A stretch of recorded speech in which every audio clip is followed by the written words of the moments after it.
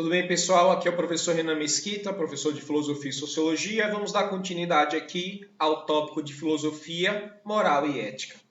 No vídeo anterior, então, a gente viu a diferença de moral para ética. O que é um comportamento moral, imoral, amoral? O que é um comportamento ético e antiético? As características, as definições.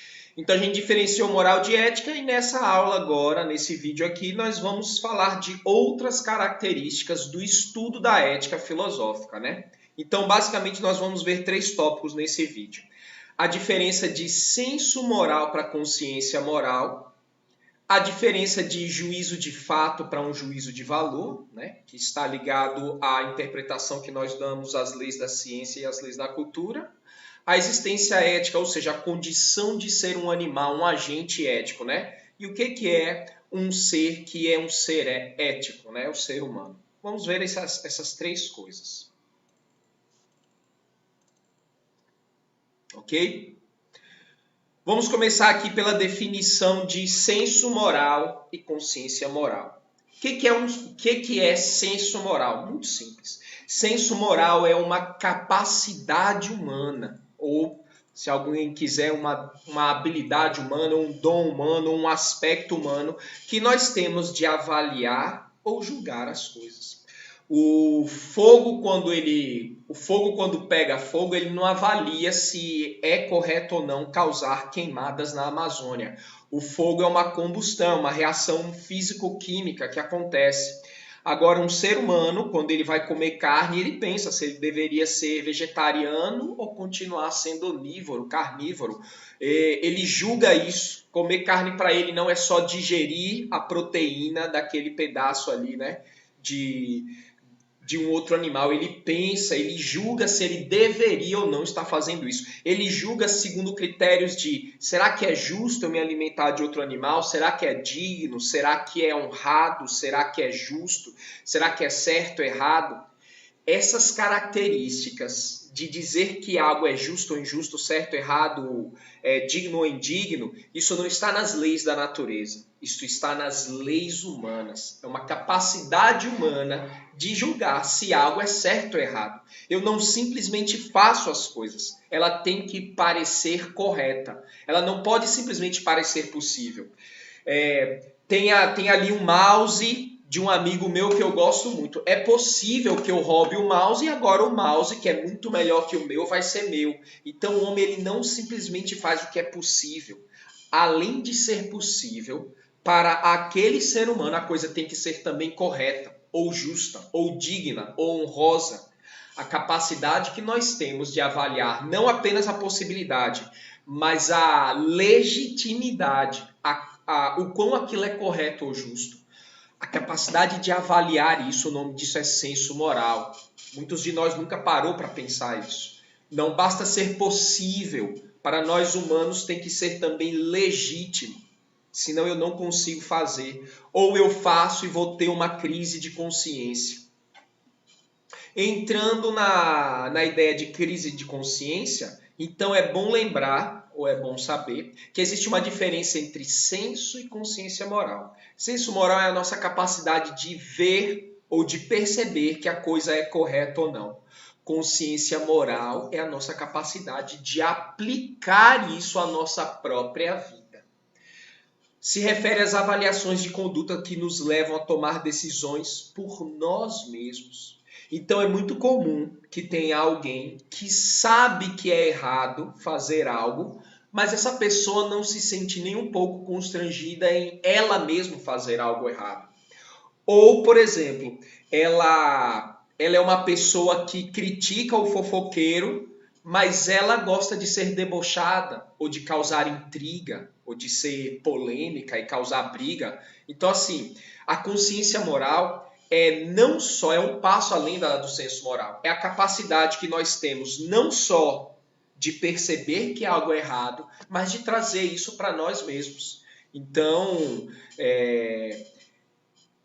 é muito fácil julgar os outros, né? Nós conseguimos ver os erros nos outros, mas será que nós conseguimos nos julgar? Será que porque tem ações que são benéficas para nós mesmos, mas elas não são dignas nós conseguimos perceber em outras pessoas que elas não estão sendo dignas e que elas estão agindo para benefício delas, mesmo que isso cause prejuízo para outras pessoas, né?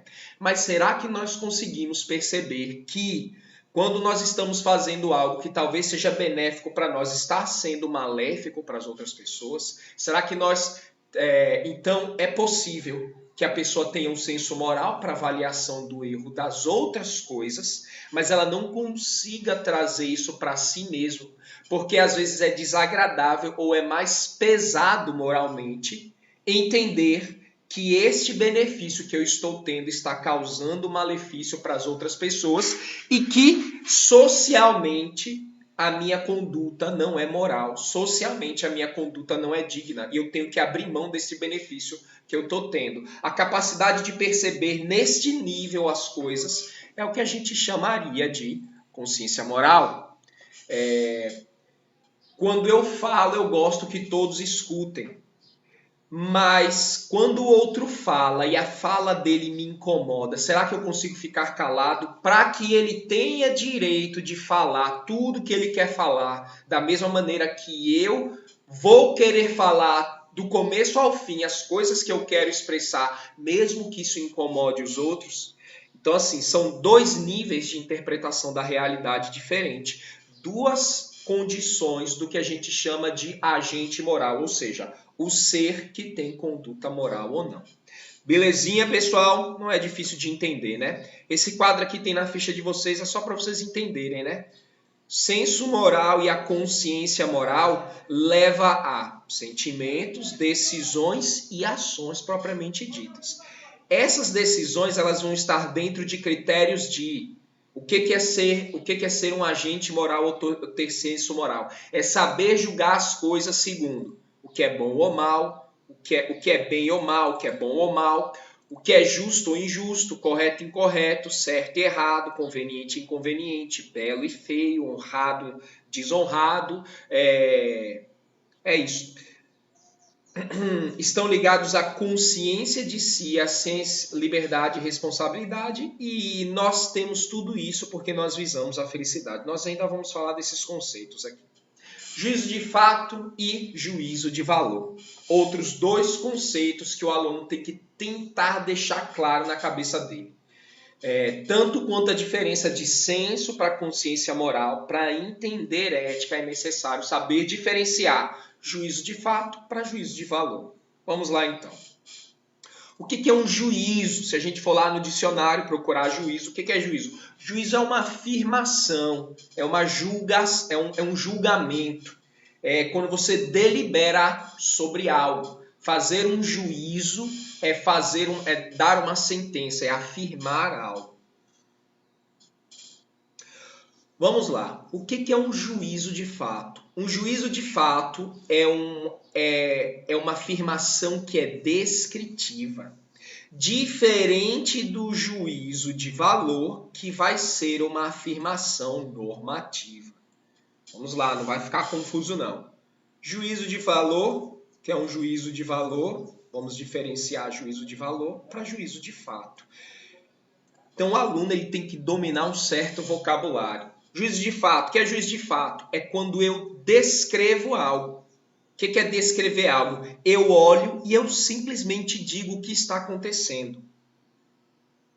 Algo que é normativo, eu não estou só dizendo como ou o que está acontecendo. Eu estou dizendo como a coisa deveria ser.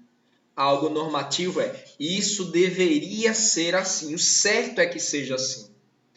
Uma descrição, ela não diz como a coisa deveria ser, ela diz como a coisa está acontecendo, como a coisa é. Ok?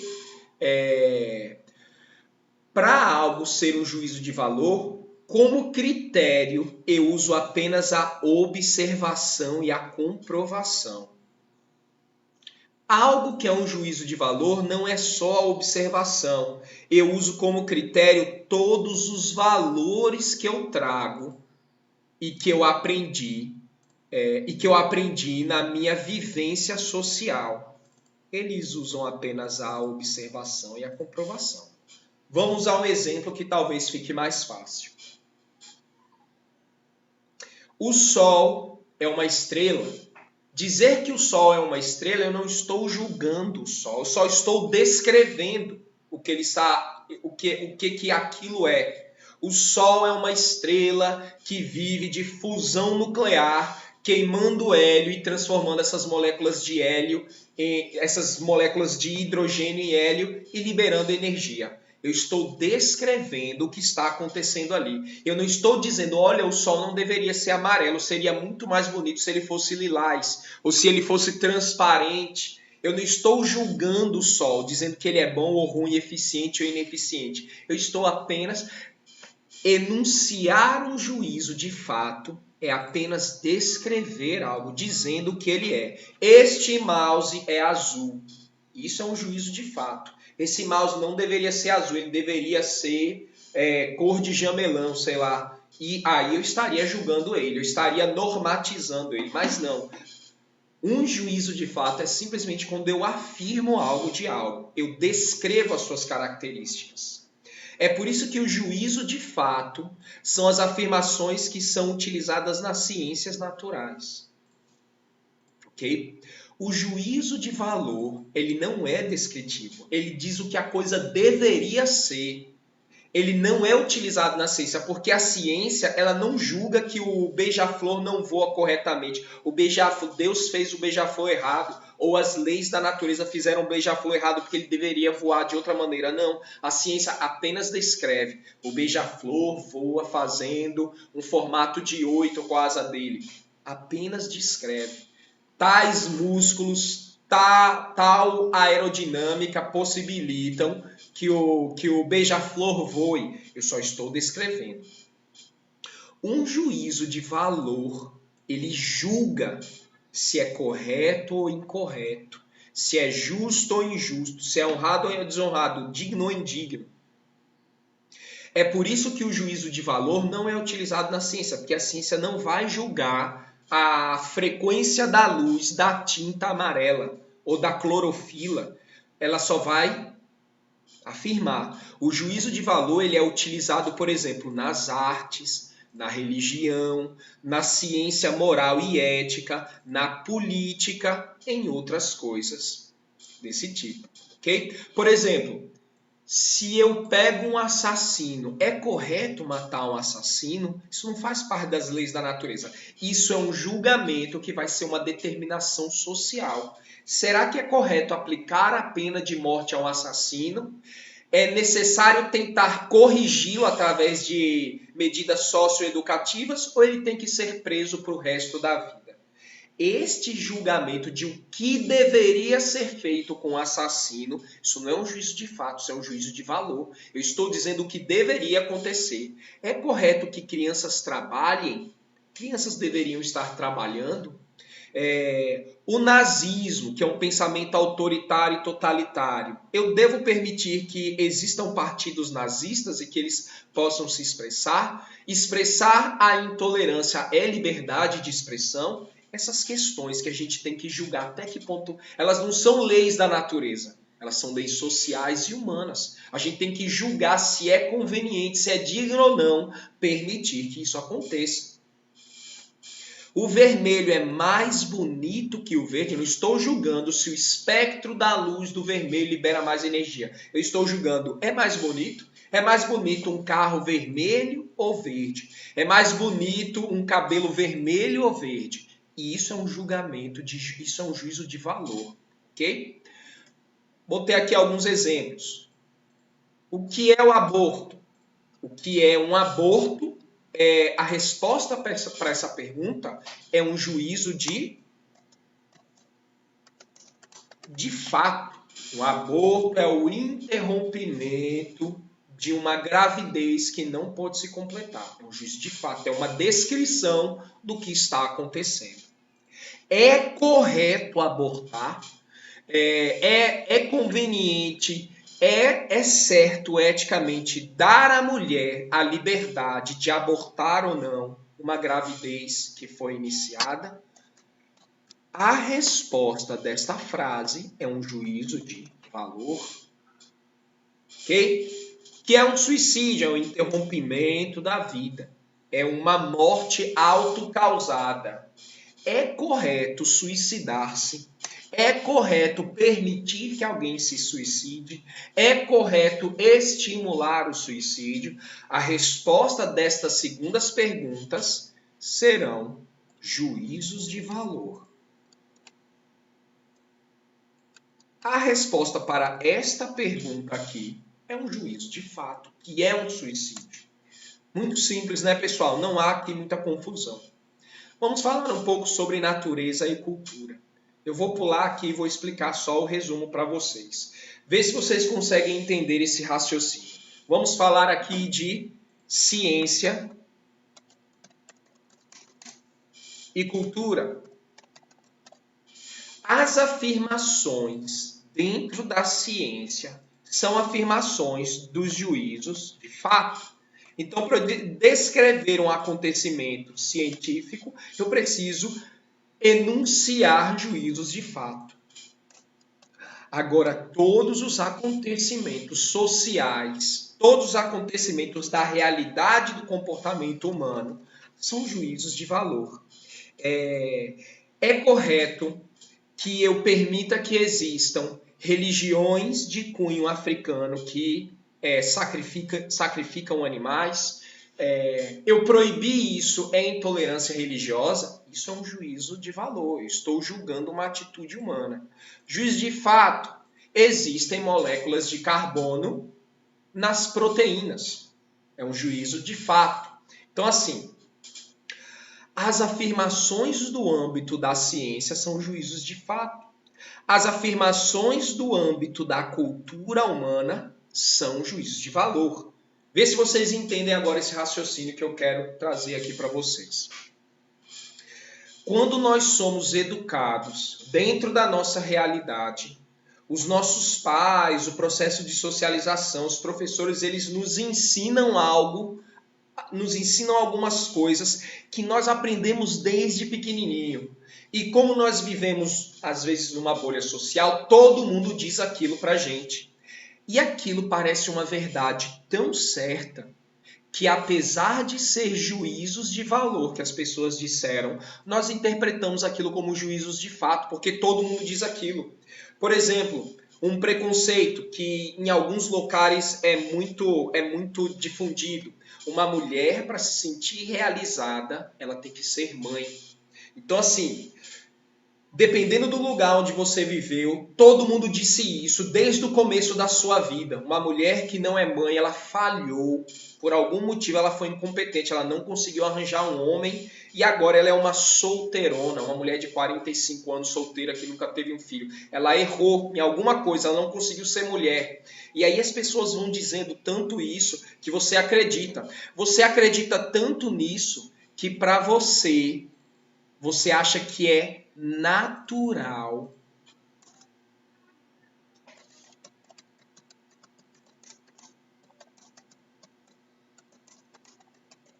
Você naturalizou um juízo de valor. Na sua cabeça apareceu um fato, algo que porque tudo que é dentro do âmbito da cultura é juízo de valor, é algo que é criado, histórico-culturalmente. Então, tudo que é criado histórico-culturalmente, está escrito correto, tudo que é criado histórico-culturalmente não é um fato, pode ser mudado, é apenas uma opinião temporária.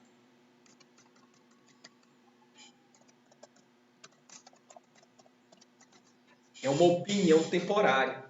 Então, se para algumas mulheres uma mulher falhou enquanto mulher por não ter tido filhos e por ser solteira, essa é uma afirmação cultural. Ela acontece por causa de determinadas pessoas em determinado tempo histórico. E aí as pessoas, como as pessoas afirmaram tanto isso, algumas pessoas acham que é fato. Olha, é comprovado cientificamente, a natureza da mulher é ser mãe. Ela só vai se realizar se ela for mãe. Então, algumas pessoas confundem isso. Por que elas confundem? Porque a sociedade naturaliza o juízo de valor. O que é naturalizar o juízo de valor? É fazer um juízo de valor parecer um fato. Só que todos os juízos de valor são apenas opiniões temporárias.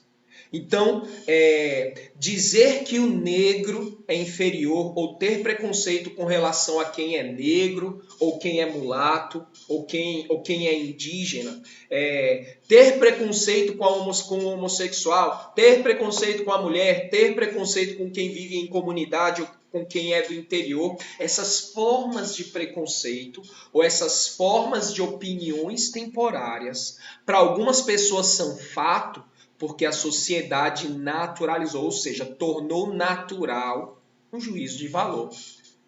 Difícil de entender, pessoal? Não, né? Então, os preconceitos são confusões que as pessoas fazem entre um juízo de valor e um juízo de fato. Todas as afirmações culturais, como nenhuma cultura nunca se manteve igual, sempre toda cultura muda, então nenhuma afirmação cultural pode ser considerada um fato. Porque a cultura muda e as leis da natureza não mudam. É uma característica do juízo de fato. Nunca mudou, nunca vai mudar, porque é uma lei da natureza. A gravidade não vai ser hoje para baixo, ela não vai ser para cima amanhã. As leis da natureza não mudam, mas as leis culturais mudam muito. Naturalização do senso moral, foi isso que eu disse, né? Vamos lá, para terminar. Constituintes da existência ética. O que é constituintes da existência ética? O que é um agente ético? Agente ético é todo ser humano que tem senso ético. Ele é um agente é quem age. Ele age moralmente. O que é necessário? Eu até coloquei aqui fora da ordem, mas vamos lá. O que é um sujeito passivo e um sujeito ativo, eticamente, né? Sujeito eticamente passivo e sujeito eticamente ativo. O sujeito eticamente ativo é aquele que consegue fazer uso do seu senso moral. Um sujeito eticamente passivo, ele não faz muito bem um uso do seu senso moral. Por quê? Para ser um sujeito eticamente ativo, ele precisa demonstrar 4 características. Primeiro, ele precisa ter consciência do que ele está fazendo. O que é ter consciência moral? Não existe ética se existir apenas um indivíduo ali. Não existe ética. Só existe ética porque você se relaciona com outra pessoa.